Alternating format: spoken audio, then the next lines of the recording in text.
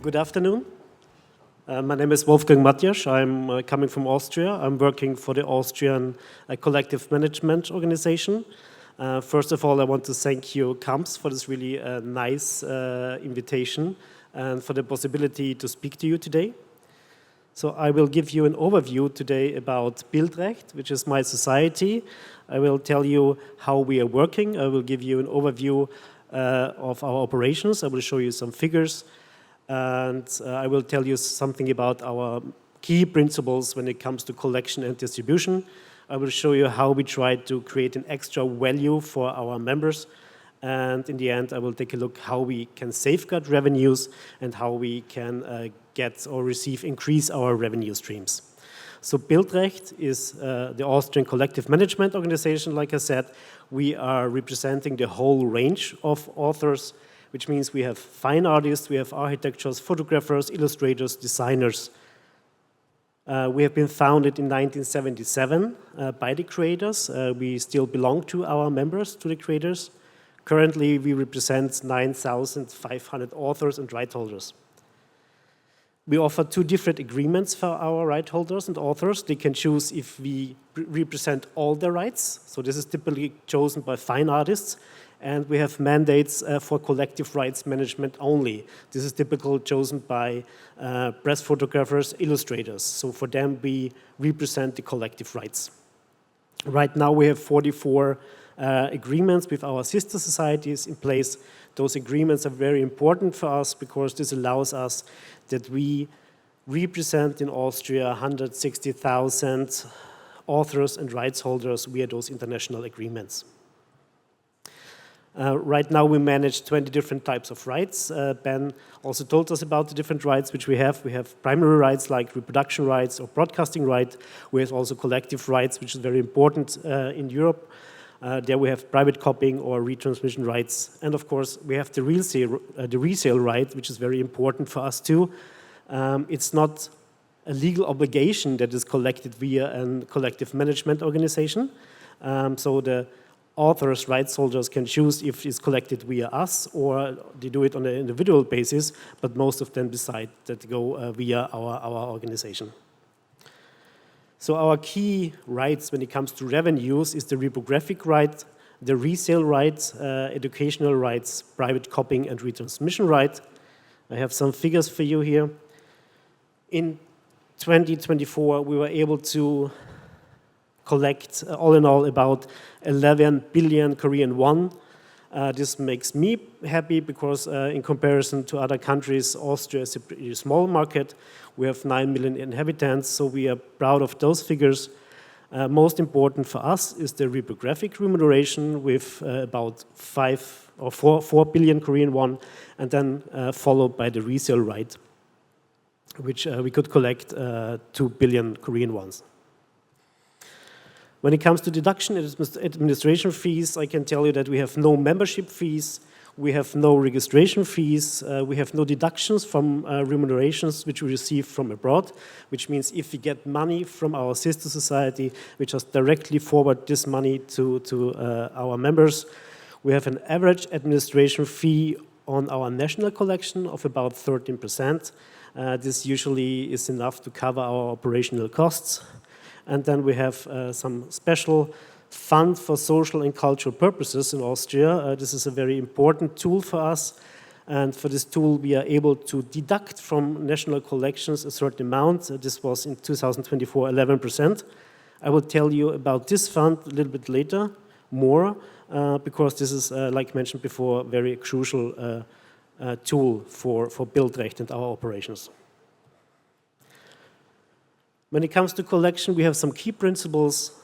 For us, it's crucial to work together. So cooperation is key for us. We are working together with our sister societies in Austria. We're working together with the music, with the text and the literature. So there are 4 societies. We negotiate together with the entities who are used to pay collective rights. So this also simplifies the licensing process. So we have, on the one hand, we have the collective management organization who collects the collective rights like private copying and reprographic right. On the other hand, we have representatives of entities who are supposed to pay, like universities or also the industry. So this makes licensing simple, and this is how it should be, because it should be user-friendly, also billing and invoice process. Another very important topic for us is the international cooperation and comparison, because we can learn so much from each other. So we are meeting, like this meeting today. I'm able to talk to my colleagues. I'm able to talk to you. I can learn how things work in Korea.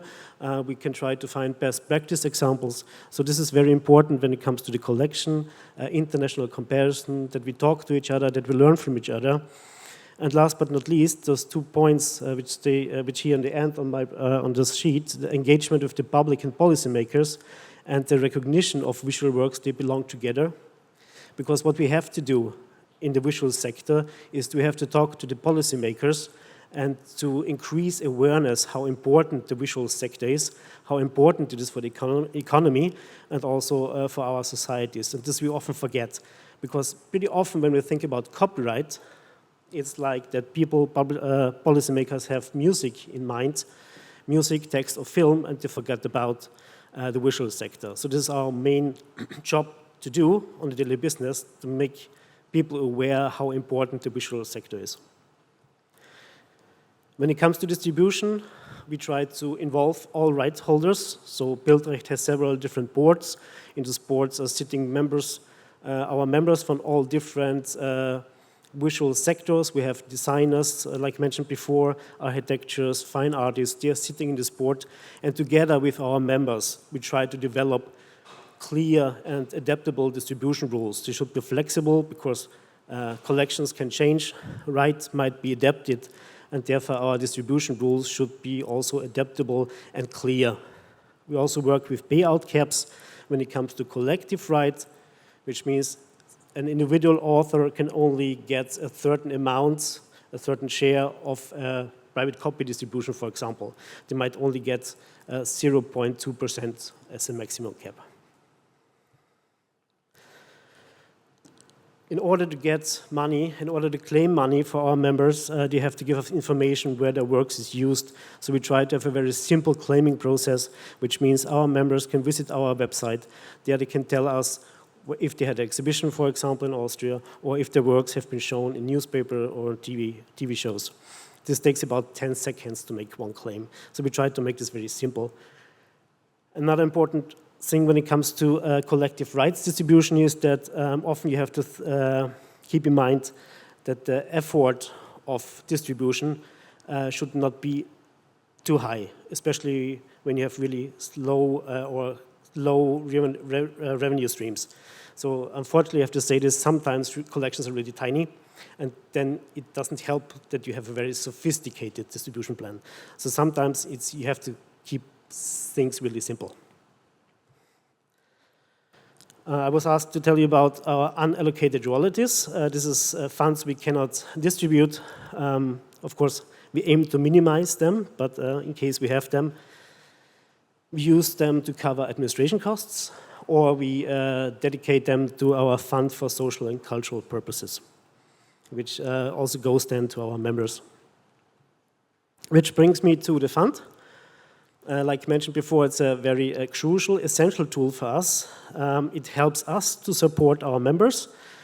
So some shares of the collective rights collection goes directly to this fund, and our members can apply for funding and support. For example, if they want to make an exhibition, or if they want to make a book publication, or if they have a problem, if they can't pay their rent, for example. So I had this case with the Austrian photographer. He broke his fingers, so he couldn't work for 2 months. So he applied for funding, and we could support him and pay him his studio for 2 months.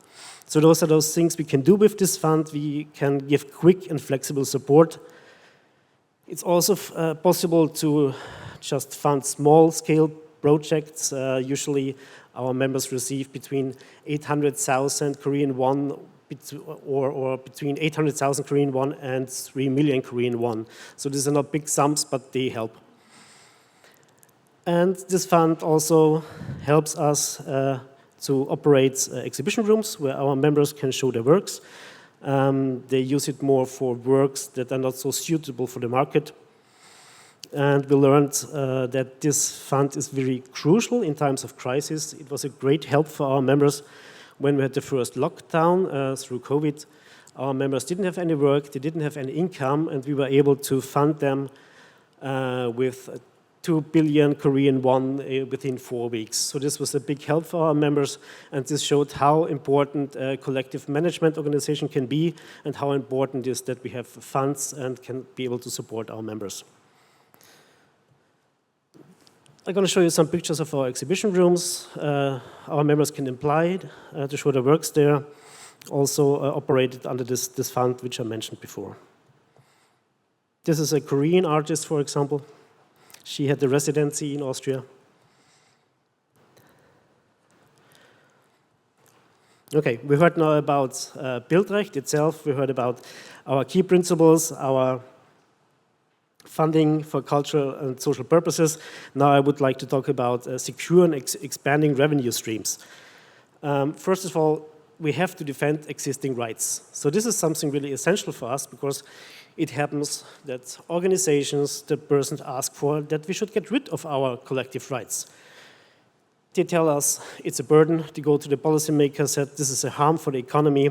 And then we have to say to them, no, it's not true actually, because defending existing rights like private copying is something which is essential for CMOs and even more essential, of course, for our authors. Because those collective rights, or private copying, for example, allows that every one of us, or at least everyone in Austria, where you have private copying, is allowed to use artworks for free for the private copying, for the private use. And these rights, when it comes to collective rights, this is a compensation for the use of works. And this we're not allowed to forget. So it's not the burden, it's not the harm, it's not the support for authors, it's a compensation for the use of the works. So if we want to secure revenue streams, we have to defend our rights. Another way of expanding revenues is just to use the legal framework which we already have in our legislation. Sometimes it's necessary to take a look at legislation because you might have rights in there which are in the legislation but not implemented in your system. I learned it, I heard several times, for example, when it comes to public lending rights. You might have them in your system, but you don't use it, or it's just used for literature and not for visual arts. So this is something you can also, before you start lobbying for new rights, you can also take a look in your legislation what you already have. And of course, essentially is to maintain a strong repertoire. Bildrecht had a big campaign in 2023 where we tried to get new members because we had to broaden our repertoire. We want to get more designers, more graphic designers, we want to get more photographers, just to be stronger. If you're stronger, your negotiation power is better. And of course, you will get a bigger share also for the visual artists.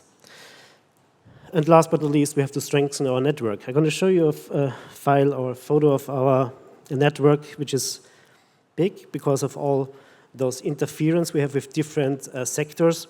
We work together with publishers, with auction houses, with the Chamber of Commerce, for example.